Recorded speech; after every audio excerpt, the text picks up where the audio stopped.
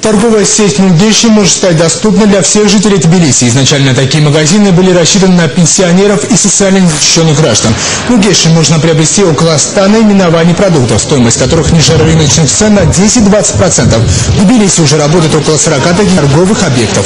Магазин в микрорайоне в Аркетеле осмотрел мэр столицы. По словам Гиги Угулова, планируется открыть еще несколько магазинов Нугеши.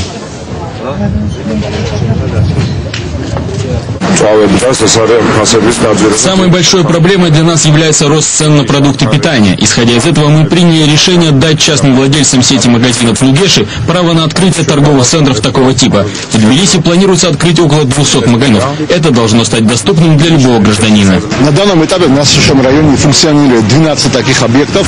И исходя из цен, это, само собой разумеется, большое подспорье для нашего населения. Очень дешевые продукты здесь. И масло, и сахар, и макаронные изделия, и яички. В общем, мне доставляет удовольствие вот здесь покупать это товар. Вот.